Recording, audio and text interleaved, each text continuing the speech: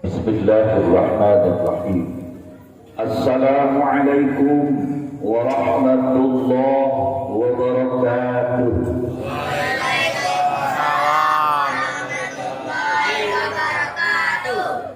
Alhamdulillahi wa kafa.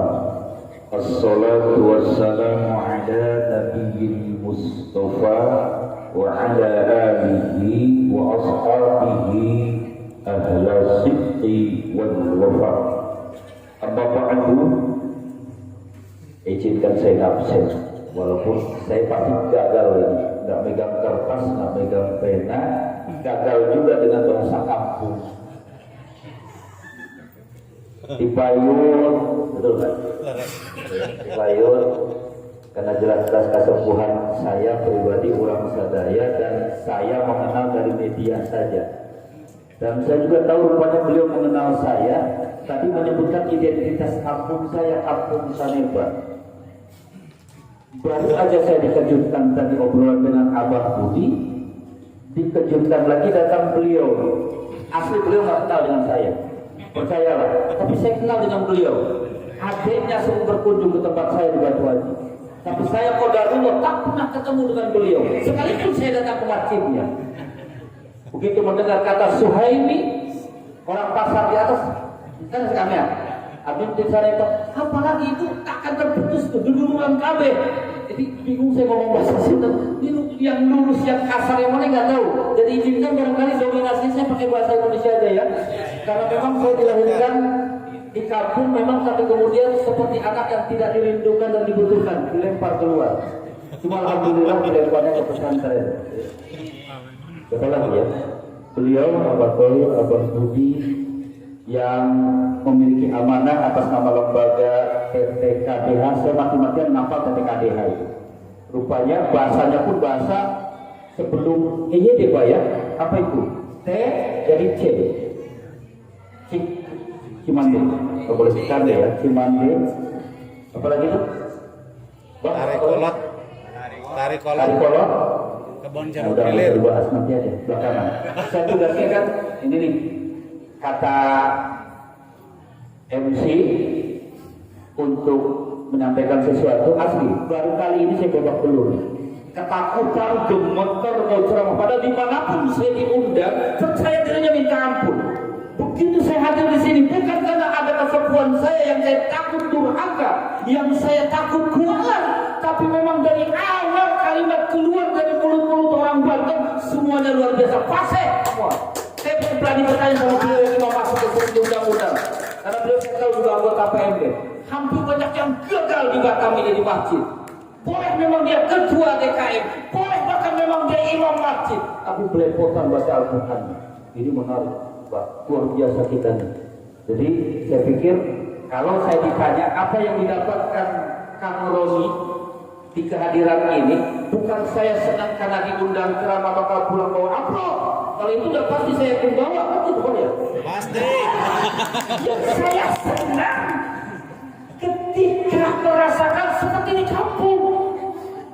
Tahu dong, saya udah berapa tahun gak pulang kampung. Alasan corona dan sebagainya, tapi insya Allah besok saya antar anak saya karena mondok di kampung. Alhamdulillah karena punya alasan antar anak, Allah kasih rezeki. Jadi tiket untuk pulang pergi sudah disiapkan. Alhamdulillah. Ya, tapi tetap lah, tadi kalau ada jatah Kang Haji ya jangan diundur. Habis ini izin kan tadi semua, barangkali saya tidak bisa menyebutkannya. Yang teman-teman ingat semua lah, saya aja nggak memperkenalkan diri nih. Per hari ini luar biasa. Kalau saya disebut kiai, saya Habibnya kuat banget itu sampai netesin air mata. Padahal syarat untuk jadi kiai saya jauh, nggak pantas. Pulang saya kena marah orang tua. Saya terakhir kalau suami, kalau keluarga saya, paman saya, Ki As'ari, Ki Barat, almarhum semua, itu paman-paman saya. Kalau dia masih hidup, dengar si Roni dibilang kiai di Batam, kawalah. Tapi saya tidak begitu. Ini doa. Seumur umur saya nggak pernah dibilang kiai. Paling hebat ustaz, dan ustaz di Batam itu standar. Sadar banget gitu ya. Tapi begitu lahir dari orang tua ini luar biasa. Baik, kalau begitu, inilah kesyukuran kita kepada Allah. Lalu kemudian Barangkali tidak niat menggurui, izin saya akan membaca ayat Al-Quran. Mudah-mudahan masih karakter Bantennya ada gitu ya. Ya ayyuhalladzina amanu. Apa perlu pakai putih Waalaikumsalam? Kan udah kadaluarsa saya enggak usah. Ya ayyuhalladzina amanu taqullaha haqqa tuqatih wa la tamutunna illa wa antum muslimun. Kalau begitu kan, ya ayyuhalladzina amanu, ya ayyuhalladzina amanu taqullaha haqqa tuqatih. Orang Banten itu tahu-tahu orang menjadi kiai aja di pusat hebat, tapi kepastiannya masalah. Dan bersyukurlah, bukan untuk menghina yang lain, ini bersyukur bahwa Allah menghimbau kita orang yang beriman tetaplah pada posisi takwa kepada Allah. Pastikan kematian kita hanya dalam Islam. Kalaulah kemudian ada lembaga ini, kalaulah Allah qadarullah takdirkan orang tua kita masih ada di tengah-tengah kita, saya yakin beliau-beliau hanya satu mengajak kita untuk mati dalam keadaan Islam. Takbir anakku.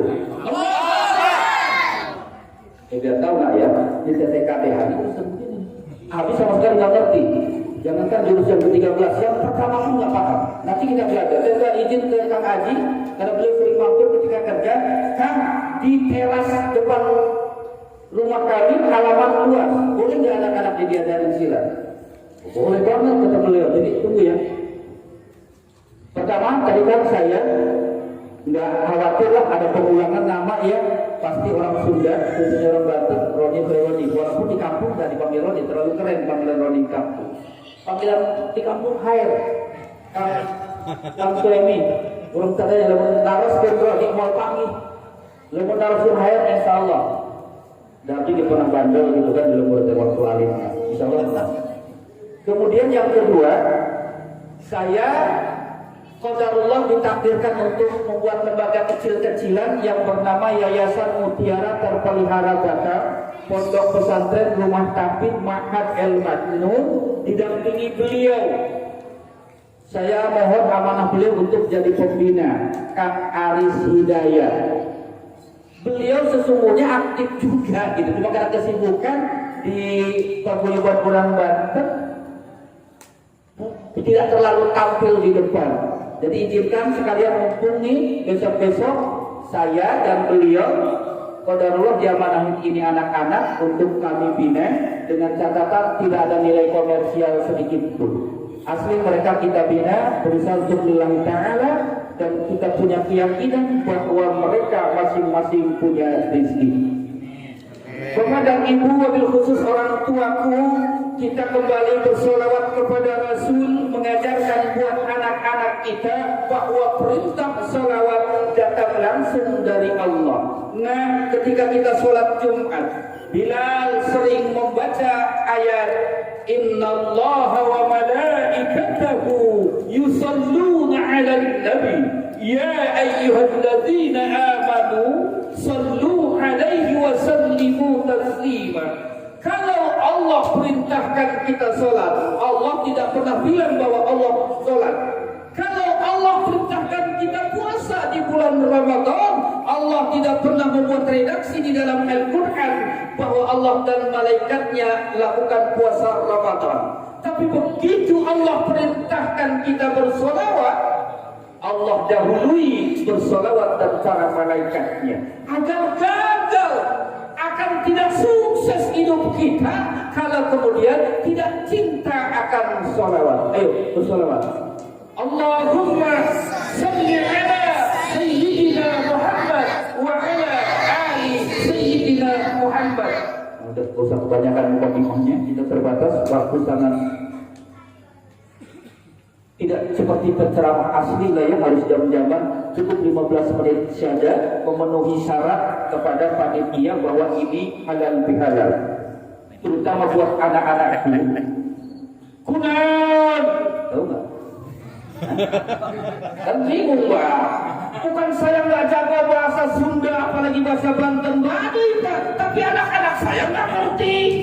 Ada yang ganteng putih rambut lurus lahir di timur Indonesia, balik-balik ya kan? Nggak ada Pak. Satu pun Allah orang Sunda anak abdi teh. Jadi lamun abdi timimiti sampai akhir ngomong Sunda karunya teka bagian Anak di bawah-bawah. alasan. Padahal memang bapak lagi pokok ngomong Sunda gitu ya. Hapunten abah sareng sadaya teh. Kunaon? Kunaon lah.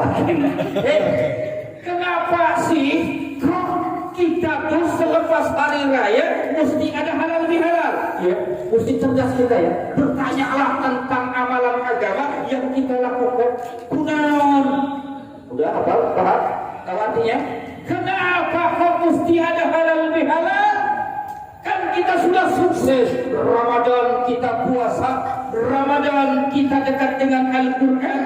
Tuh, tiga abang tuh ya. Ya, si dipanggil abang aja ya, orang ini bukan orang kampung kita kok. Gila bener kan? Gila aja. Gila bener ngajinya. Ya, gila itu positif ya. Tapi nggak salah kan, anak saya sama tuh bedanya sawetnya satu lembar Pak. Ini baru kelas 2 SD, mukanya jelek, hitam hidup ya. Kalau ada tamu, lalu kemudian katanya kalau Abi bosan doanya, mereka manggil saya Abi. Maka lalu kemudian mereka lakukan doa dan yang menariknya. Ini betul-betul sekarang kiai khususnya itu banyak banget. Terutama ditanya, izin Om, izin Pak, nama lengkapnya siapa pakai PIN? Mau ngapain nak? Mau doa? Tapi ada kemudian ujung-ujungnya minta disawet. Cuma Pak, ngeri kan? Sawerannya banyak. Semua bentuk poin ada sih. 100.000 aja yang enggak. Itu agak berat nak. Berat keluarinnya ya, nanti aja. Bapak dan Ibu saudara hadirin yang berbahagia, mengapa lalu kemudian ada tradisi? Mohon maaf, ini tradisi. Rasulullah nggak pernah membuat sebuah syariat yang namanya halal bihalal. Jadi kalau ada itu kebohongan belaka. Dalam bahasa Arabnya pun salah jadi kata halal bihalal. Kebetulan saya 2 tahun jualan daun di Arab Pak. Jadi ngerti bahasa Arab.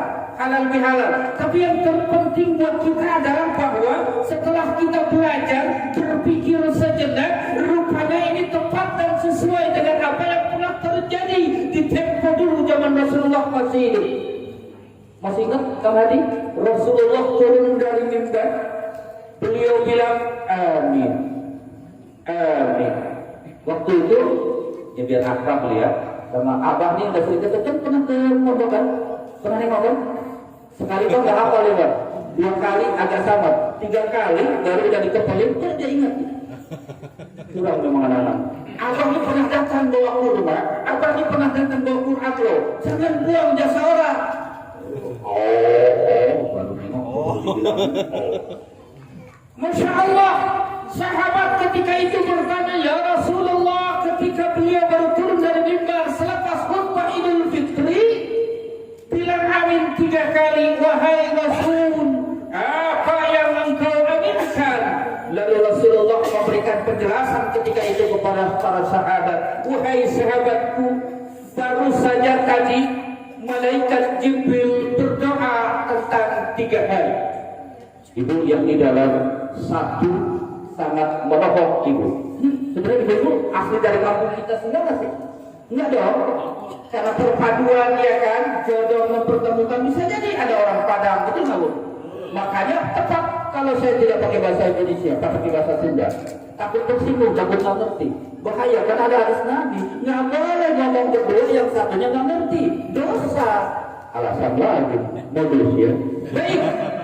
3 doa yang berdoa yang memiliki titel tertinggi dalam kelompok makhluk yang namanya malaikat. Inna anzalnahu fi lailatul qadr wa ma adraka ma lailatul qadr. Lailatul qadri khairun min alf syahr. Tanazzalul malaikat war ruh. Kalau malaikat yang lain disebut biasa saja, ada satu disebut istimewa, war ruh. Siapa dia? Malaikat Jibril. Kenapa malaikat Jibril yang paling istimewa dari sekian malaikat? Tadi kata kehebatan Al-Quran. Maka abang Nuna udah hebat. Bayangin, ayahnya tuh diam-diamnya kasih air mata, sama seperti Abi ketika kamu berprestasi. Diam-diamnya kasih air mata terharu. Apa yang menjadi doa malaikat Jibril yang kemudian diaminkan oleh Rasulullah, yang sampai kepada pikiran kita, ini udah pasti terkabul. Kenapa? Karena yang berdoa malaikat terbaik, karena yang mengaminkan kekasih Allah yang terbaik, maka tidak mungkin gagal doa ini. Sekarang kita cek doa itu.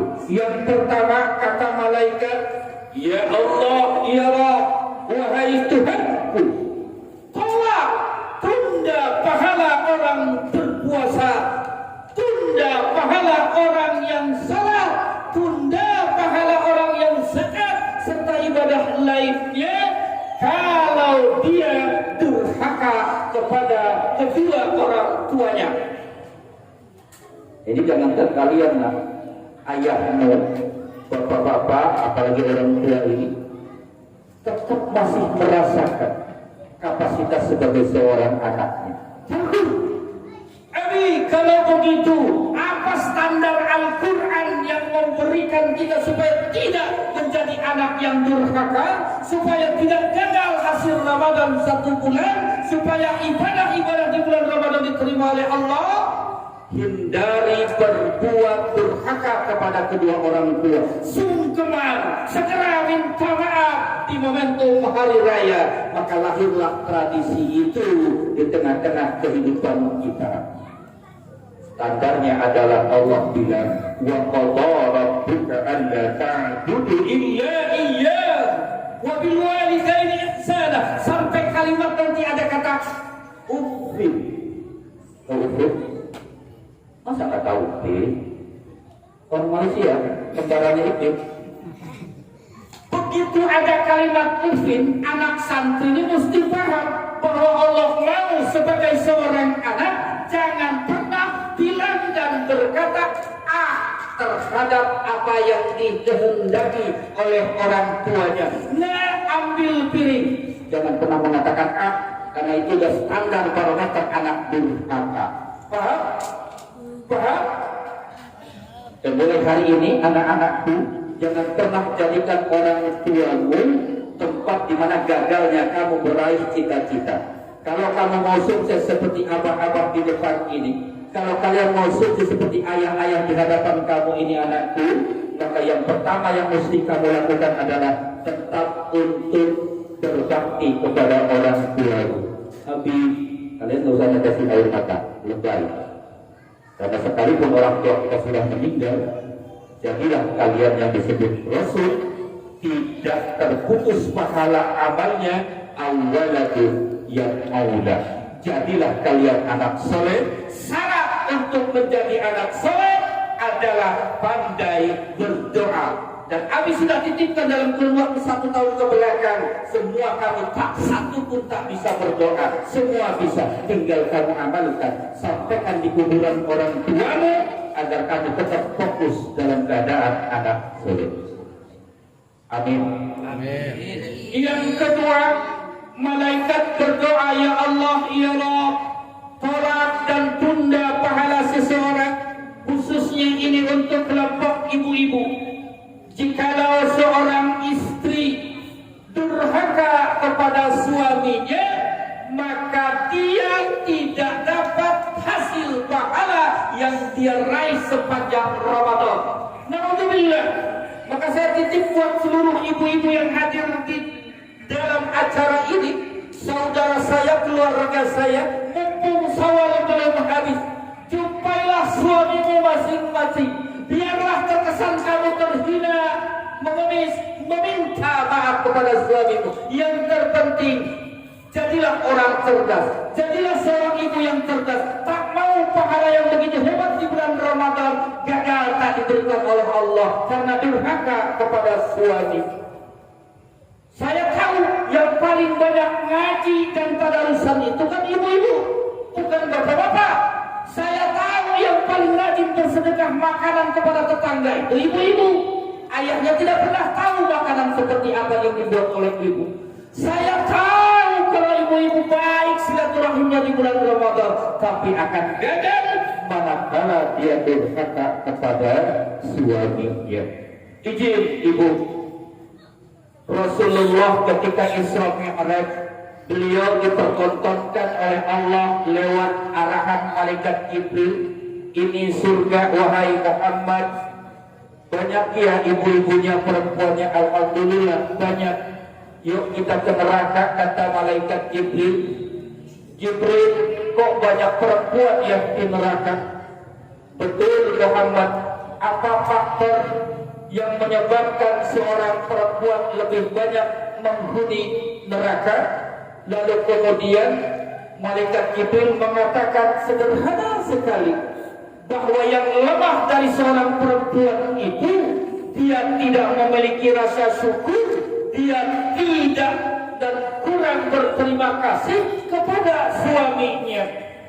Salat dia lebih hebat terkadang salatnya dari suaminya. Nggak ngajikah dia? Jangan tanya di Batam ini majlis taklim ibu-ibu yang hidup, majlis taklim bapak-bapak kaya sama Ustaz Suhaimi itu. Bulan pertama, ketua DKM hadir, pengurus hadir, jemaah hadir, Ustaz kita ngaji.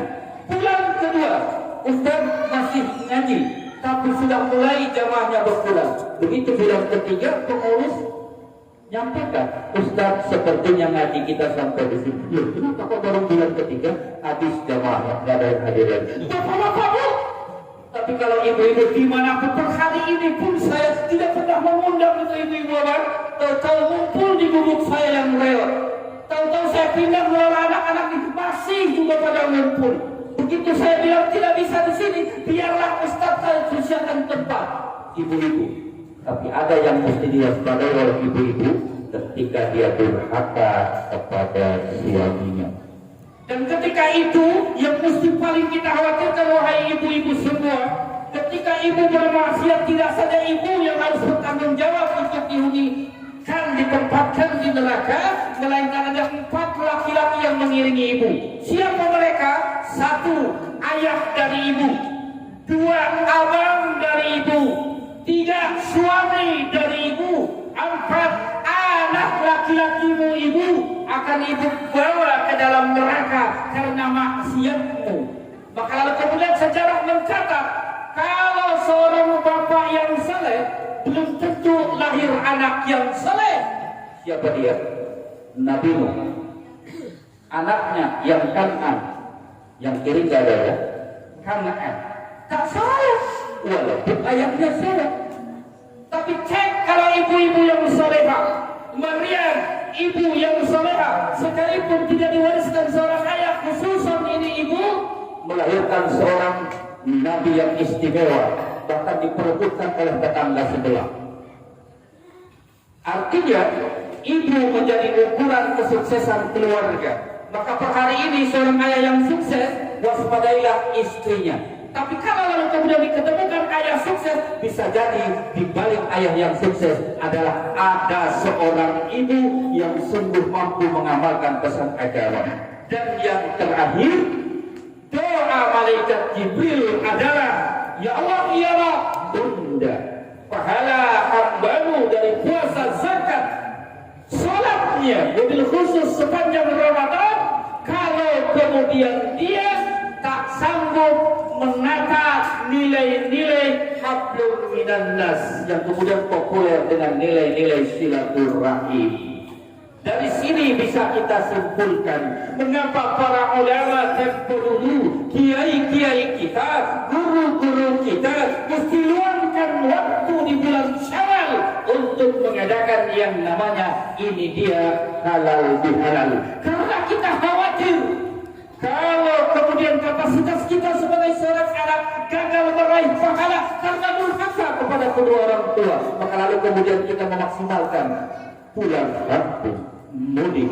Kalaupun itu tidak bisa kita lakukan, sarana media ini yang cenderung membuat dosa, mudah-mudahan di bulan Syawal melahirkan pahala. Dibuat video call, teleponan ke kampung, entah orang tua kita yang sudah sepuh itu ngerti apa tidak, yang terpenting kita sudah berupaya melahirkan wajah kita nampak, memohon ampun, hapunten hapunten bapak, terbiasa ulhir, bukan saja karena faktor corona, dompet kosong tak terbeli tiket. Tapi mudah-mudahan itu menggugurkan kegagalan kita untuk kemudian meraih pahala terbaik dari Ramadan yang pernah kita amalkan. istri, segeralah sungkem. Kalau ibu rajin silaturahim kepada ustaz, kalau ibu rajin silaturahim kepada tetangga, tapi mesti yang didahulukan adalah nangislah di hadapan suami, mintalah kata maaf. Kalau pernah menghabiskan dompet suami, mintakan kata maaf, jujur, hitung bilangannya berapa, biar pahala Ramadan ibu bisa bawa ibu pulang. Masih ada kurun waktu seminggu atau 10 hari lagi awal ke depan. Dan yang terakhir, kita ini sekali lagi menarik poin terakhir inilah, malam ini saya dapat keberkahan luar biasa. Asli, kalau saya nggak malu netesin air mata, dijumpakan dengan orang tua di perantauan, sungguh amat luar biasa. Dan yang menarik, beliau sungguh terlihat kapasitasnya seperti Abu Bakar. Bapak dan Ibu, mohon maaf, Nabi Muhammad sudah difasilitasi luar biasa oleh Allah, tidak ada yang kurang dari beliau. Tapi tetap saja beliau menghadirkan pendamping di tengah-tengah kehidupannya, sosok 4 manusia. Abu Bakar, saya ingin mengenal, izin kepada beliau, Abah Tauhid, Abah Budi, mudah-mudahan kapasitas beliau ini Abu Bakar. Beliau tidak pernah menunda, kata Abu Bakar, jangankan di mukaku Muhammad bicara tentang keyakinannya. Di 2 bukit, di balik bukit itu, aku akan pasti katakan benar adanya. Mudah-mudahan beliau tetap diberikan kesehatan, kemudahan rezeki, dan kemudian kelapangan untuk beraktivitas buat kita, anak-anaknya, mungkin juga nanti cucu-cucunya bisa berkembang jauh lebih baik di perantauan orang.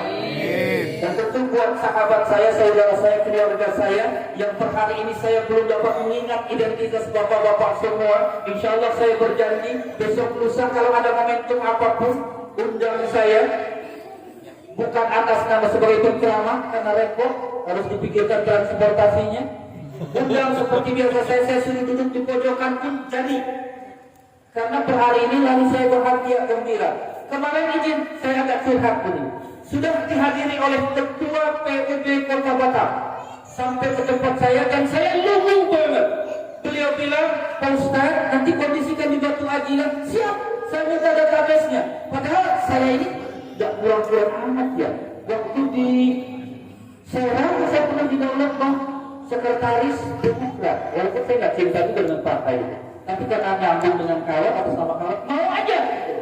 Nah, lalu di sini tidak ada unsur legalitas tadi, saya iya aja. Kita data saya masukin grup WA, satu pun tidak ada yang percaya siapa memang Ustaz Roni itu. Tak ada yang satu pun hadir. Mudah-mudahan gak kualat yang muda itu. Satu aja yang kenal, beliau rupanya mantan yang gagal. Itu Pak yang saya tidak mau membuat mencari gap dan super. Hari ini saya tidak paham ada gap apa tidak di antara saudara saya di Banten itu. Dan saya selalu ingin mengatakan, kalau ada ayo kita persatukan. Siap. Ayo. Ya, Abah tuh pernah bisik-bisik ke saya. Saya bilang, ajak kemana Abah, yang penting jangan dijerumuskan ke neraka. Selama arahnya ke surga, saya mau. Jadi intinya seperti itu, tidak ada yang salah. Yang ada adalah bahwa saya menyesal mengapa tidak ketemu beliau, orang tua kita lebih awal. Kalau saya lebih awal asli, saya bisa lebih cepat mendirikan lembaga yang namanya pesantren.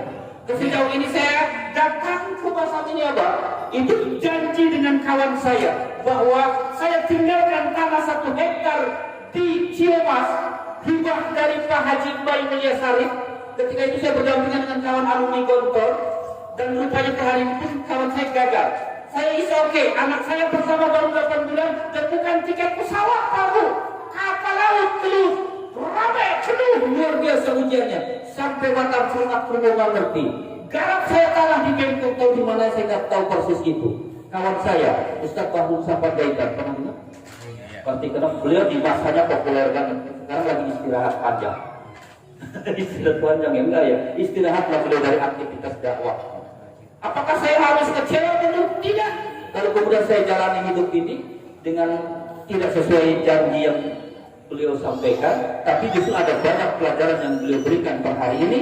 Saya bisa aktivitas berdakwah walaupun kecil-kecilan. Maka mudah-mudahan saya minta diaku, bukan saya mengaku semua ini, sudah pasti dari hati yang paling dalam saya mengaku kesemuanya ini. Tahap saya ketika sudah difasilitasi oleh Kang Haji.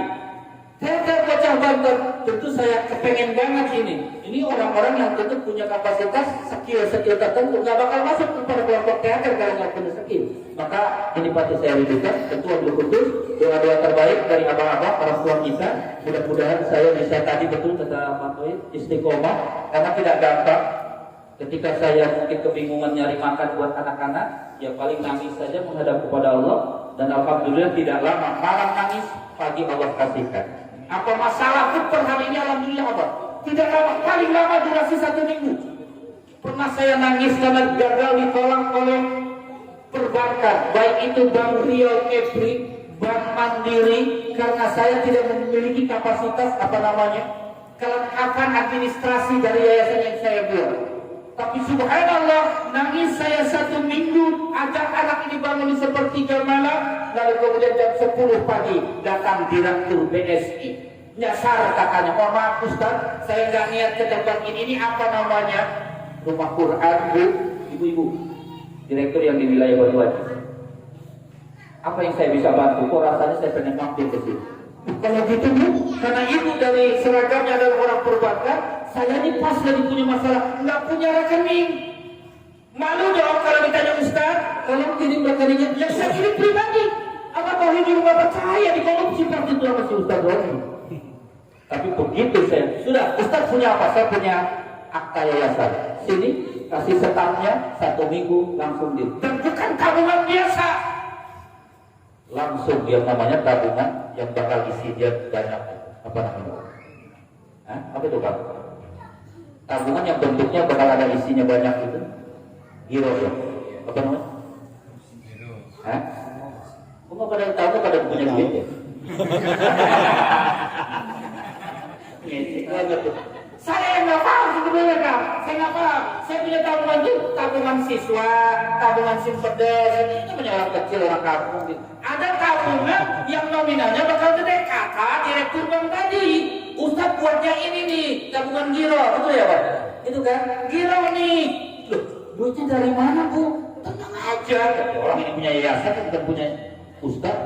Betul juga. Alhamdulillah per hari ini belum banyak. Ada, tapi belum banyak. Mungkin ini memancing juga untuk diisi itu. Nanti boleh lah kita rekeningnya ya. Aduh, Bapak dan Ibu, apunten kesadayana pasti tidak menyenangkan, tidak memuaskan, tidak sesuai ekspektasi sadayana karena memang kemampuan saya sampai di dia doang. Apuntennya, ya, pilih ayah anu hilap lepat nu kurang ajar. Punten ya, gagal paham kok. Nanti akan terjemahkan pulang. Apunten Abah. Mung sakieu biasa kalau disampaikan teh maka Kang Haji kecewa maka kecewa baik doakan mudah-mudahan itu tapi lebih bagus ieu gitu. Jelas alhamdulillah bangga senang bahagia gitu kan kapami kasepuhan dan sadaya dululuran nanti Banten amin apunten sakali deui wabillahi taufiq wal hidayah wassalamualaikum warahmatullahi wabarakatuh. Waalaikumsalam.